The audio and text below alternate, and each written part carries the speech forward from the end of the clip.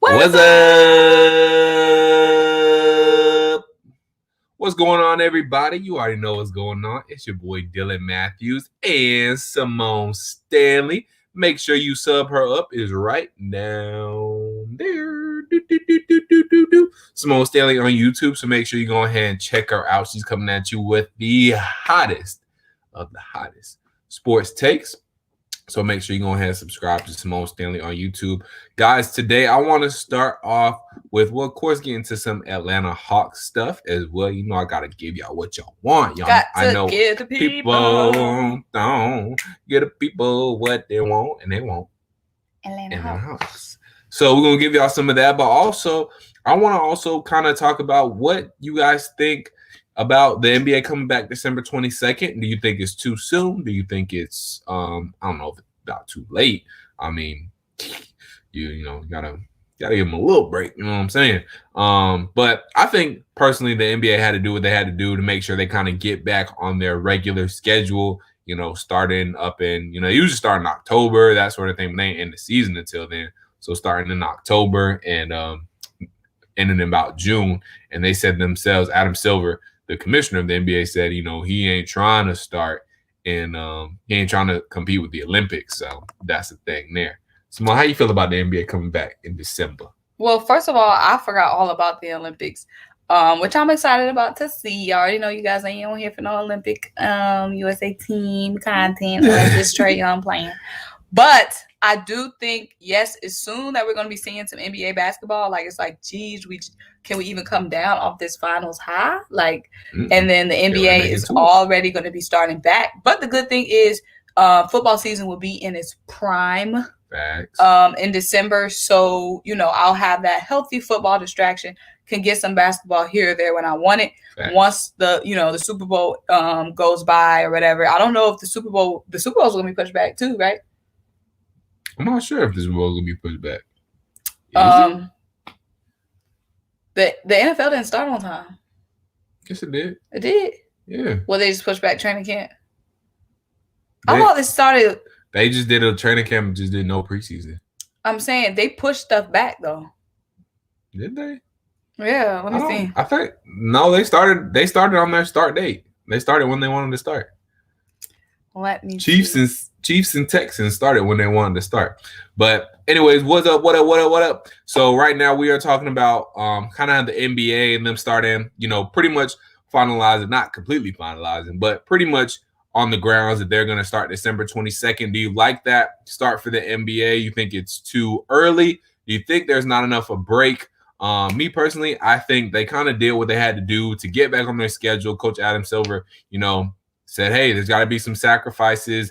We might not see LeBron until, you know, mid to late January. How do you guys feel about that? I ain't mad at LeBron. You know, the Lakers can, you know. They just came off. They still icing up their knees from that finals. Exactly. They still trying to get healthy. They still trying to rest up. So I ain't mad at LeBron. He in a spring chicken. So I know Jimmy Butler needs more time than that. Jimmy Butler sitting there like December 22nd. But you got to think about it. Teams like the Atlanta Hawks, y'all haven't seen y'all team in a while. Exactly. So we rearing up, ready to go. You know what I'm saying? So, the NBA had to do what they had to do to get back on schedule. They don't want to compete with the Olympics. Adam Silver has said that. So we got to see what it is. But look, Sydney followed us. Look at Sid. Appreciate you coming over, Sid. What's up? What's up, Sid? So now we got Sydney Stanley in the building. Sydney Stanley is obviously a Boston Celtics, a little bean baby. Bean baby.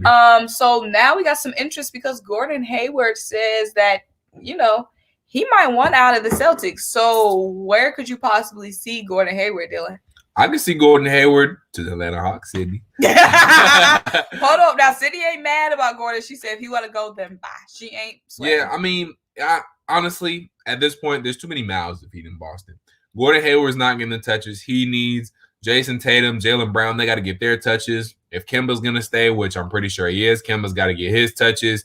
And just not enough ball out there. You know, everybody can't have the ball at one time. So too many mouths to feed, and Gordon just doesn't fit. He's not being utilized correctly anyway.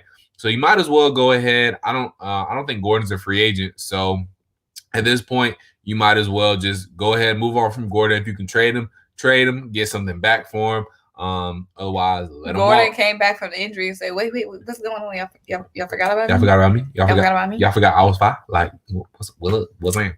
City said, take him. We'll take him, Sam. Dylan, I recently saw one of your subscribers. Shout out to Dylan subscribers for always jumping in the comments and keeping things active. And the passion is just there. We appreciate it. One of your subscribers did throw out I don't know if they were trolling or just being funny, but they said James Harden to the Hawks. I wouldn't like that. I think they might. I don't know if they were trolling or not. But honestly, James Harden to the Hawks for me would not be a good fit. Y'all can tell me what y'all think. I don't think James Harden would fit. Trey can play some off ball, but for me, James is just a little too ball dominant. Trey is a little too ball dominant as well. So James Harden to the Atlanta Hawks to me just wouldn't work. I mean, I don't know. I mean, we saw what happened with Russell and James Harden. And we saw what happened with Chris Paul. Chris Paul is much more of a floor general, by the way. Not saying more than Trae Young, but Trae Young just has a different skill set, and he's a different type of player than Chris Paul is. So we saw what happened with Russell Westbrook and James Harden. And, I mean, we're trying to win rings in Atlanta. We're building to win rings, not just make it to the second round or the conference finals and be out. We're building to win rings, you dig? So James Harden, I think, would obviously we be in contention right away, but at the end of the day, I don't know if it's gonna get us a ring. So where could you see Chris Paul going? You see him stand still. We already saw where he was kind of like a departure type message to the Oklahoma City Thunder. Don't necessarily can see him going to the Atlanta Hawks. I see him with a team that's ready to win. Like he could be like the last piece. Where could you see Chris Paul going though? That's a good question. Oh, man. A place I can see Chris Paul going that could help out a lot. Maybe a team like I'm trying to think of these teams off the top of my head. We already explored the 76ers. 76ers, that could be. Give you a pitch for that. So 76ers probably would be one of the best fits. Just because, you know, Ben Simmons is more of a driver and attacker, and Chris Paul these days, he's not trying to really slash to the basket, anything like that. He's kind of more on the offensive side, at least posting up, doing more facilitating and, you know, kicking out, shooting his three, maybe getting a mid-range jumper off here and there. And so Chris Paul will be a good fit on the 76ers. He can facilitate. Ben can still be more ball-dominant player. Chris Paul could post up on three. Ben could slash in and kick out to, you know, whether it's Josh Richardson, Chris Paul, whoever. So that would be a good fit. He could get Joel Embiid the ball plenty. So that would be a good fit there just because Chris Paul doesn't have to be a scorer. He's a good facilitator. So I would see a good fit, good marriage in the 76ers for Chris Paul. Okay, so let me bring up a take from one of your subscribers. Okay. Xavier Van Valkenburg responded to, so last time we were live, guys, we were flirting with the idea of DeMar DeRozan coming to the Atlanta Hawks, and one of you guys brought it up to Dylan, and Dylan made a video about DeMar DeRozan coming to the Hawks. Y'all what y'all want. Xavier Van Valkenburg said, we really don't need DeMar. He doesn't add anything we need. He's a mid-range assassin, but we need floor spacing, catch and shooting, and defense. That just isn't DeMar. How do you respond to that? I think DeMar does give us something that we need. We need somebody to take the pressure off Trae Young as well. Somebody that can be on the court when Trae Young's not on the court and get buckets. And I mean, DeMar DeRozan would be that dude.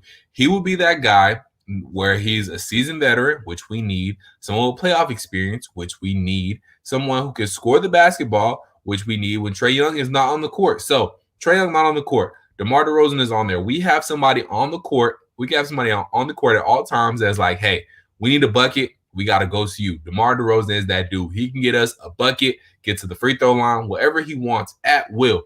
He's still a good defender. He can shoot the three. I mean, if he's wide open, he's not going to shoot it at a high volume. He's not going to shoot it at a high clip. But if he's wide open, he'll knock it down, and he still can score at will. So it'll be fine. He'll still spread the floor. You still got to respect his three game. He's not a Ben Simmons out there. You're not going to give him all the space in the world to shoot that three. No, you're going to get up on DeMar, especially after he makes a couple and starts to get hot. So I think DeMar can create that floor spacing.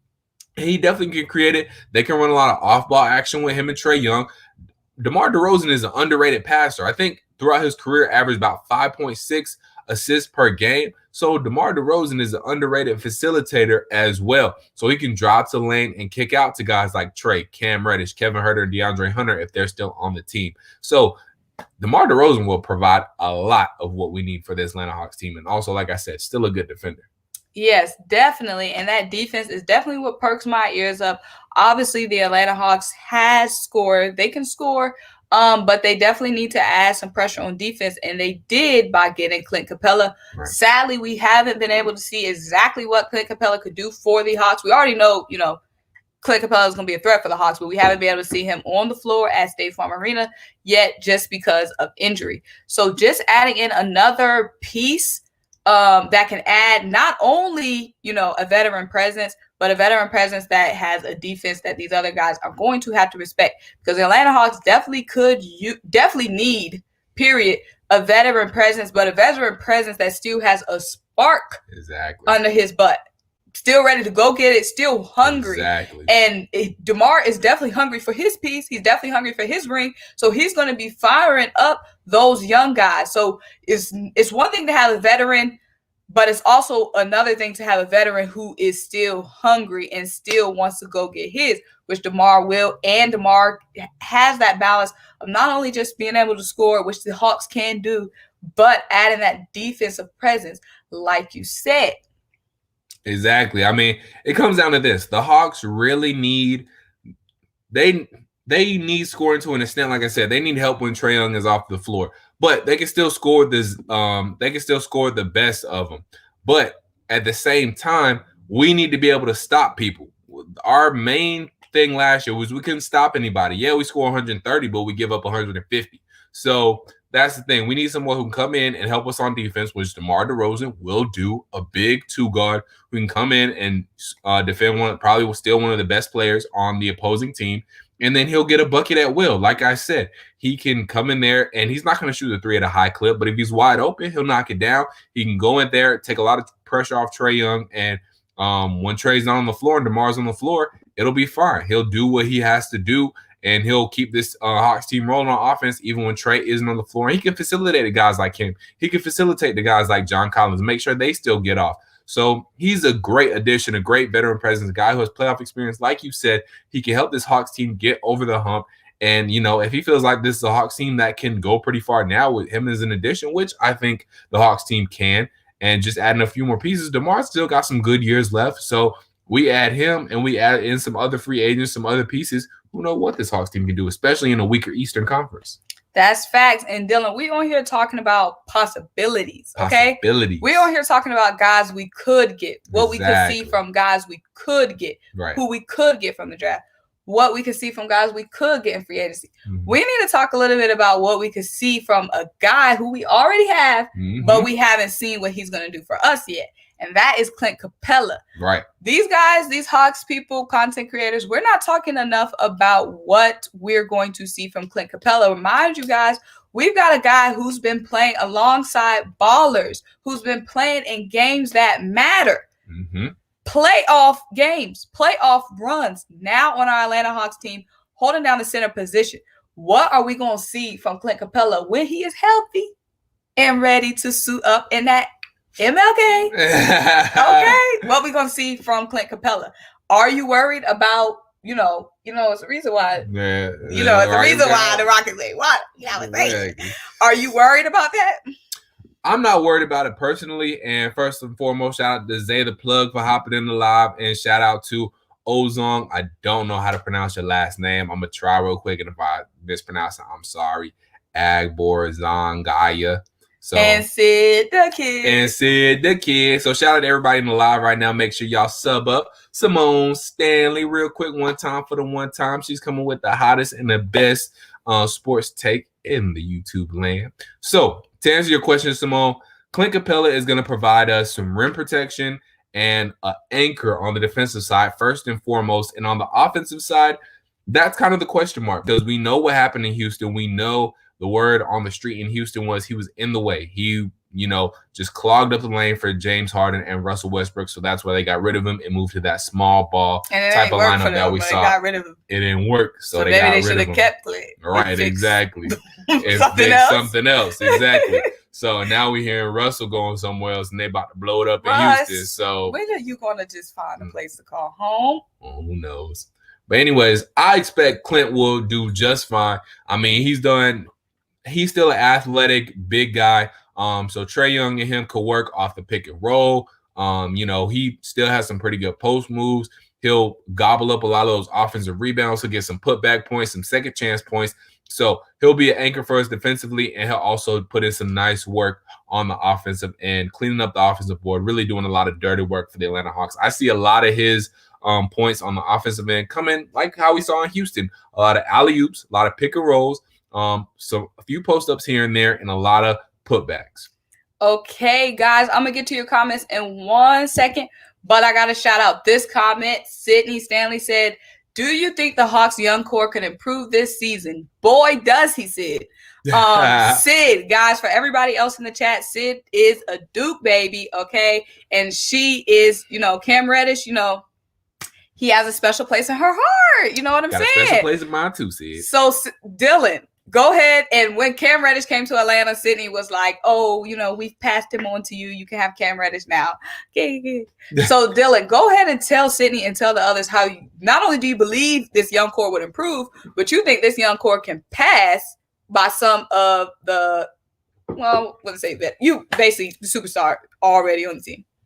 So, basically, when it comes down to it, y'all, and I talked about this in the previous live, Cam Reddish can be better than Trae Young. I think Cam Reddish will be better than Trae Young. That's right. I said it. I'm looking right at you. Look at me. Look at you. You're looking out here. You're not looking at the camera. I'm looking in the camera. Oh. Cam Reddish will be better than Trae Young. Why? Because Cam Reddish has all the tools he needs to be the ultimate two-way player. Cam Reddish can be better than Paul George. Ooh. Cam Reddish could even be better than Kawhi Leonard. Oh, yes, he can be like that. Kawhi. How? Because he already has all the tools he needs. He can shoot. He can shoot at volume from the three. We saw it at Duke. He was a three-point specialist. He can really drive to the basket and get his own shot. He can take you off the dribble. He has a nice handle. And then on the defensive end, he can do everything you need. He can guard your best player. It sounds like you selling him in a infomercial or something. He can guard your best player for only the small price of. No, I'm playing. But for this rookie contract, he can guard your best player. All right, he can guard your best player. He has the hands. He has the footwork. He can be a great man-to-man defender. The thing about the Atlanta Hawks and Cam Reddish is that Coach Lloyd Pierce has to start him, and he has to continue to develop Cam Reddish this season. How does he do that? He gets him involved in the game plan. He needs to be involved in the offensive game plan. Cam Reddish needs a package. He needs some plays called for him this season because we saw it last season. Every single time Cam Reddish was involved in the offense, he was so great. He was our best defender defensively. Cam Reddish has some great flashes defensively, and he has some great flashes offensively. So the more Cam Reddish is engaged this season, and I think he'll be very engaged if he starts, he's get some plays called for him. And I think Coach Lloyd Pierce saw it earlier, starting at the end of last season as well. Cam Reddish has that potential to be great. Cam Reddish, like I said, has the potential, and I think will be better than Trae Young, Paul George, Kawhi Leonard, all of them. He got it like that. He got those these tools. Words, okay? Because he's making some bold statements. And I mean, draft experts said it too. They said, and when we drafted him last year, they said this is the guy. Not even really Zion. Ooh. This is the guy, Cam Reddish, who we got. Ooh. He has the highest potential. He has the highest ceiling in this draft. He's that good. Period. Cam Reddish is that dude, period. Y'all heard it from Hometown Take. Okay, Ozong said, I know Clint hasn't played a game yet, but do you think the Hawks could move on from him? Because I always felt like Miles Turner would be a better fit. Now, I agree. I personally think Miles Turner would be a better fit, and maybe we get Miles Turner. Maybe that could be a trade. Who knows? We'll Clint see. gonna be like, but we got to see Clint play first. We don't know what the fit is going to be quite yet just because he hasn't played. So we got to see him play a couple games first, at least take him through half the season. Hopefully Clint fits well, but I could definitely see how Miles Turner will be a better fit just because he does provide a little more athleticism, a little bit better scoring. He has better post moves. He just has a better bag. He has a lot more in his arsenal. He can spread the floor a little bit because he can knock down a three-point shot.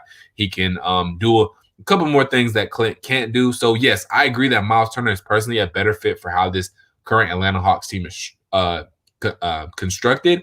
But we got to see Clint play first. He might end up being a good anchor for us, and that might be all we need defensively. We might not need from him much offensively. As long as he doesn't get in the way on offense and he helps more than he hurts, then, I think we'll be okay. So we'll see.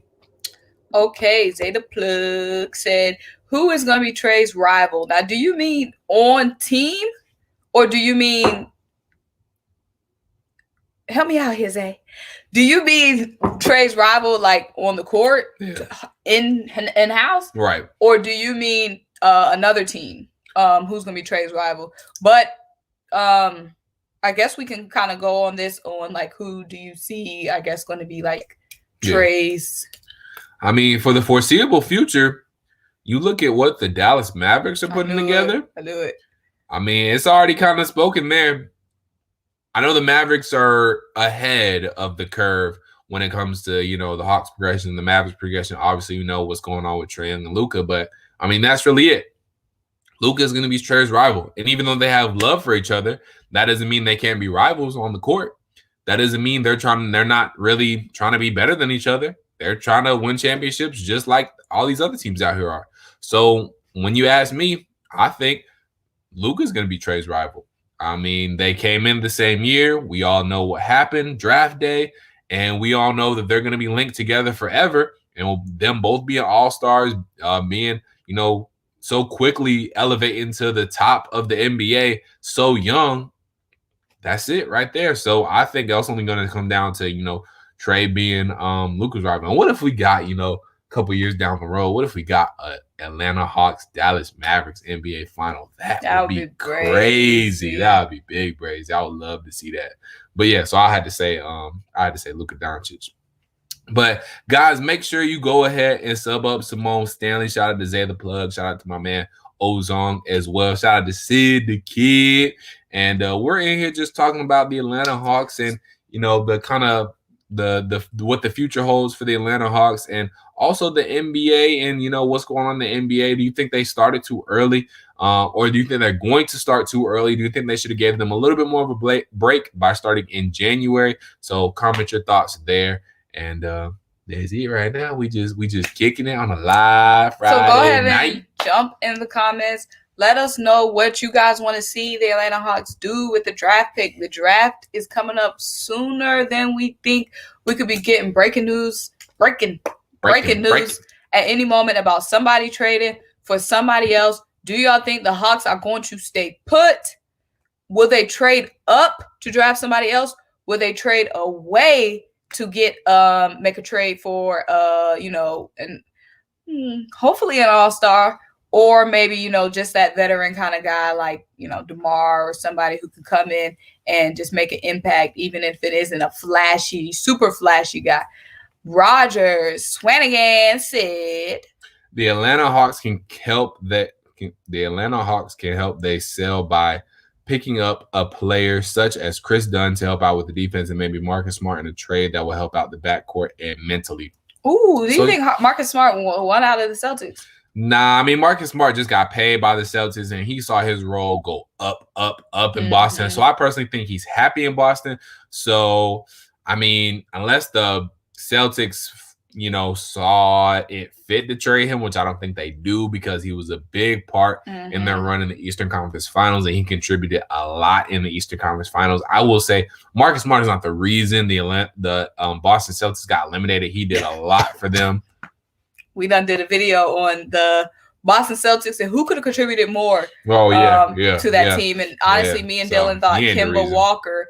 We thought Kemba really should have brought more for the Celtics. Kemba was supposed to be that last piece that took the Celtics over the edge, that took those young guys over the hump. Kemba never really had any games where he was going off, where Marcus Smart had several games where he took over, not even if it was just on the stat sheet, but hyping the guys up energy-wise. We saw once he gave them that good cussing out in the locker room, those guys came out different, okay? So I think Marcus Smart definitely saw how much the Boston Celtics respect him. And they were so close with young guys. I don't see Marcus Smart leaving the Boston Celtics. Yeah. Not right now, especially now Gordon Hayward went out and they could be getting somebody else in for Gordon Hayward. I think Marcus Smart is going to be staying put. But Roger, if you think different, then let us know. But I could see real quick before we move on to Zeta Plug TV real quick. Roger, to your point, I could see something happening like Chris Dunn possibly coming in being a backup point guard, or maybe even moving over to the 2-guard spot. He can play the 2 as well. Him and Trae Young in the backcourt would be pretty nasty. I would like that. Just to shout out Chris Dunn real quick. So that is a good point. And a lot of people have been, Roger's the only one pointing to the Atlanta Hawks trying to go after Chris Dunn. So Chris Dunn is a very good idea, and I think he would fit well with the Atlanta Hawks. He does have some veteran experience. He's been on the Bulls for a couple of years, but still young, so he fit in with that young Hawks core, and he can help defensively, and he can get buckets on offense as well. So Zeta Plug says they should have implemented the tournament game that would have generated money and fight for seeds 10 through 8. And so, yeah, they're actually Zeta Plug TV. They're talking about this for this upcoming season, doing that play-in tournament towards the end of the season this year. I think it's going to be seeds 10 through 8 or something like that for them to, do a little play-in tournament. So I think they're listening to you, my man, and implementing that this season where they missed out last season, because like you're alluding to, it's more money, more revenue, more games, more eyes, and better for these, lower seeded teams to get more national attention. And like I said, mostly the NBA is concerned about more money and more TV deals, that sort of thing. So that play-in tournament is going to be something nice that they're implementing this season. So they listen to you, my man. They would have generated a lot more money, and they're not missing on that check in that bag this season. That's on period. Also, guys, hop in the comments and let us know where you are from. Are all of you Hawks fans from Atlanta, or are you guys located somewhere else? Where are all my Hawks fans at? So drop your area code, or drop your 3 letters that represent your city, or drop your state, drop whatever, and let us know where we getting these Hawks fans from. Because I know I'm not sure if all of us are in Atlanta, but we want to know where our Hawks people is at. Roger said maybe the Atlanta Hawks can pick up a player like Chris Dunn or Marcus Smart in a trade. Dan is a free agent. Defense is a forte. Defense is a forte. So I guess he's coming up and just, articulating what he said before. Yeah, I mean, like I said, Chris Dunn will be a good pickup. I'm not sure, like we said, like me and Simone talked about, Marcus Smart, I think he's happy where he is. So I'm not sure, but Chris Dunn is definitely someone to keep an eye on. I can see the Hawks definitely getting him because he does fit in that young core. He is pretty good defensively, and he can get a bucket. So that's what we need. Whatever's clever. Okay, I ain't seeing a lot before. Whatever's clever. My person, what's up? Whatever's clever. Appreciate you hopping in. Salute to you. Should the Spurs? Oh, go ahead. Should the Spurs trade LA and or DeRozan for a draft pick, or keep them together and try to make a run? They need to trade them. I mean, they tried the whole LaMarcus Aldridge. If y'all didn't get who LA was, LaMarcus Aldridge. They tried LaMarcus Aldridge and DeRozan these past couple years.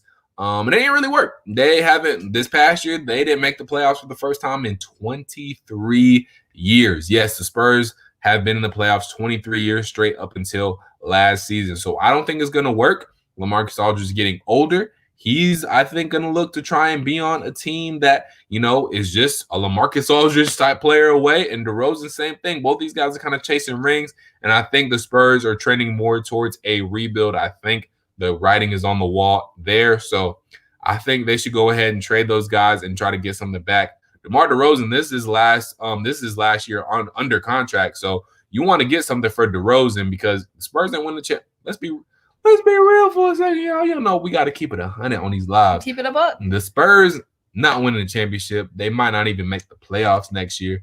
So y'all ain't doing that with LaMarcus Aldridge and DeMar DeRozan while they're under contract. You might as well get something back for them, get some draft capital, get some draft assets like the Atlanta Hawks can give you, and get something back for those guys because you ain't doing it with them, period. Also, guys, we are doing a call in. So if you want to call in to the show, Tough Calls, you can drop your Instagram, and I'm going to send you the link to jump into our stream. I know Zay the Plug, you said you wanted to hop in and talk some Hawks. So if you are available and looking right now, I know some of y'all might be in y'all beds. Hey, to be honest, I need to put a hat on. Right. But if you want to drop your Instagram, I'll send you a DM and send you a link to the live.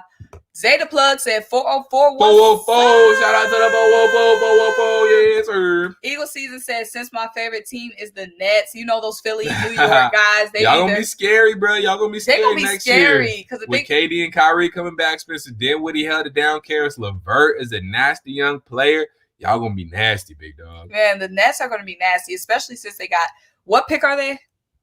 I forget what pick they have. They're up there though. They're up there. Well, no. They made the playoffs, so they're mid-grade pick. They're mid-grade. But Kyrie and KD, and I know a lot of people are, they haven't played together before, but I mean, Kyrie was just on KD's pod, so the energy, the chemistry is definitely there. They've been talking about how they've been putting shots up together. They've been playing one-on-one. So KD and Kyrie, and shout out to KD's pod because it's so chill, guys. It's a great pod to catch into. They really don't really talk about matchups or the game. They really talk about pop culture and basketball culture. But that's definitely a pod you want to check out. Zay the Plug said, do we need to keep Lloyd Pierce once we are a proven playoff team, or do we trade him out for a more popular coach? I think we keep Lloyd Pierce through this growth period. Now, that is a great question, however, because we saw once the Philadelphia 76ers grew up and started making continuous playoff runs, Coach Lloyd Pierce moved on to a head coaching job. Now, that was his choice. As far as I'm sure the 76ers would have loved to probably keep Lloyd Pierce, but they probably knew, he wanted to move on to a head coaching job. So I would personally think Coach Pierce will want to stay, grow with this team, and make this team his own. So I would say, if he gets us right, which he has been getting us right so far, I think he's been doing a great job. So I think he grows with us. I think he stays, and if he keeps getting the job done, keeps improving us, making us better, keeps giving us over the hump, and takes us to ultimately where we want to be, putting a ring on it, then I don't see why he doesn't stay. Definitely for sure. And I don't know how much this matters, but Lloyd Pierce definitely seemed invested into the city of Atlanta. He's always out in the streets, doing whatever he has to do to, help the community. He especially had a hand and a big part in getting State Farm Arena to be turned into the voting precinct. So he definitely has investment into the city of Atlanta as well, off the court. So he says, hold on, sorry, is it? Eagle Season said, Nets should sign Bradley Beal. Ooh, conflict. Ooh. No Eagle Season. I'm going to tell y'all why y'all shouldn't sign Bradley Beal, and that's because the Atlanta Hawks are going to sign Bradley Beal. Okay. So we're going to trade for Bradley Beal Eagle Season because he will be a much better fit with us. So yeah, that's on period. So Sydney said, hold on, we got to get into not the best plug. What up? Not the best plug. So we got Zay the Plug and not the best plug. We got a whole bunch of plugs. So who the best plug? Right, who the best plug? I'm the best plug. Is Zay the Plug TV the best plug? Not the best plug? Since you not the best plug. Is that a play on being the best plug? Yeah, so I don't know what that means. But anyway, to answer your question, should we trade our draft pick? No, we should not.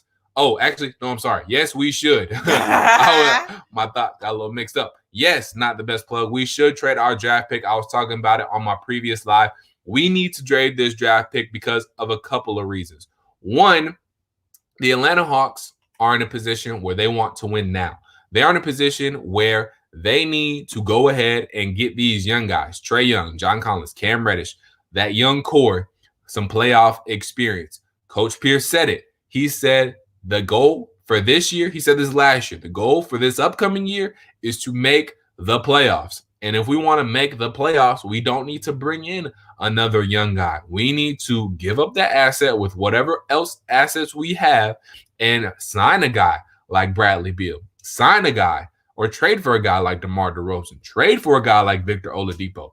Trade for a guy like that. Trade for a guy like Devin Booker. Maybe fingers crossed. Trade for a guy like that who can come in, help us out right away, get us to the playoffs, get us over that hump, and get these young guys some experience and make Atlanta a good target for these free agents. Make Atlanta a place free agents want to come to, not just for the lemon pepper wings, but for the winning basketball culture as well. So, yes, we need to trade our draft pick, get these young guys some playoff experience, and start getting us some wins.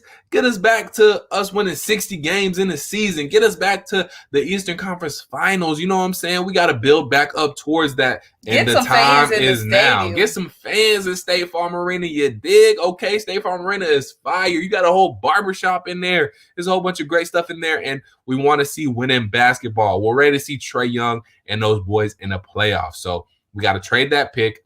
Get a guy who can help us come in and win now.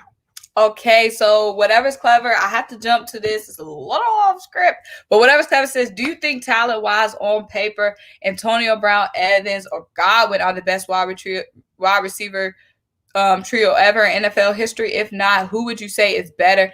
Whatever's clever, I appreciate it because me and Dylan, we are diverse. Okay? We can talk whatever you're trying to talk about. So now, when I first read the comment over there, I thought he was asking who was better out of them three, but he's saying, are they the best wide receiver trio ever in NFL history? They could be, maybe, definitely. I think now, just period, in the NFL now, they definitely have to be the best because, of course, the who had the most productive? Cowboys had the second most productive trio last season. So who had? I thought they had first. Oh. They were like 100 yards away from having the most productive. I don't know. I know Eagle season know everything. Eagle season, who had the most productive wide receiver trio last season? But I definitely think they are going to be. They probably number one wide receiver trio now. I can't think of anybody who's better. I could think of duos, but I definitely can't think of a trio. Yeah, I can't think of a trio. I know duos. Yeah, I can't think of a trio though. Who should the Nets get to form a big three? Well, you see Eagle season wants Bradley Beal. Right. In New York, Dylan wants Bradley Beal in Atlanta. Where is he going to go? Does the Nets even need a third guy, though? If they want to beat the Lakers in the finals, they do. To make it out the East, I don't think they necessarily need a third person. I think they would have enough right now to beat the Heat. They will be tough though. They have enough to beat the Celtics. So yeah, I mean, a third guy, like I said, I want Bradley Beal to go to the Atlanta Hawks, period. But if he didn't go, then the Nets would be another great team where he will form a really good big three there. So there you go. Period. You know, nobody want to play for that organization, Dylan. Come on, Eagles. Who's better, RJ Hunter or Cam Reddish? First of all, are you talking about DeAndre Hunter? What are you talking about, RJ Hunter, Eagle season? Come on, have man. Some respect. Are you talking about DeAndre Hunter? RJ Hunter not even in the league no more. Last time I checked, he was playing for the College Park Skyhawks. Come on now. So he's the G League. He must mean DeAndre Hunter. Have some respect for Eagle season. Eagle season, don't let him talk to you like that. Eagle season, have some respect for DeAndre Hunter. But I guess he's saying DeAndre Hunter, yeah. Okay. First of all, whoever you're saying, Cam Reddish is better than both of them. He better than DeAndre Hunter, and he for darn sure is better than RJ Hunter. So yes, Cam Reddish is better than whoever you're talking about. All right, guys. If there's any last comments, any last questions, go ahead and jump in the comments before we hop off. Lastly, definitely want to just emphasize the fact that obviously the NBA draft is 12 days away, and that means in 20 days, 4 days away. And we are stuck on the notion now that the Atlanta Hawks need to do away with their sixth overall pick, right? Yep. Their sixth overall pick. Now, the only option I'm seeing now is if you trade up for a guy like Anthony Edwards, period, who is just, they're saying, is going to come in and already be, a difference maker. If not, get rid of that pick and go ahead and get a proven veteran, but a veteran that has a spark under his belly, not a veteran that just wants to come in and I'm still in the league and I'm happy. Right. No, because I saw somebody said Kevin Love, y'all's trippy. Kevin Love is chilling. I don't want Kevin Love. He chilling. We need somebody like DeMar, somebody like Bradley, somebody hungry for a ring who is going to fire up these young bulls. It's great and all to have a 6th-round pick, maybe trade up to number 2, but we don't need any more young guys. We got a lot of young guys in Atlanta with a lot of potential. We don't need any more young potential right now. We're budding with young. Like if we were like a volcano, it would be at the brim of bursting eruption with young potential. We need somebody who's going to come in and tap that reservoir wide open, okay, and get this Atlanta Hawks team not only to the playoffs, but being competitive in the playoffs so we can get those big free agents like, oh, I can be that last piece the Hawks need next season to make it on, a real deep run. That's facts. So yeah, that's basically where me and Dylan are at. Thank you guys for jumping on the live. Make sure y'all sub up Simone Stanley. SYMONE Stanley. STANLEY. Sub me up. Period. So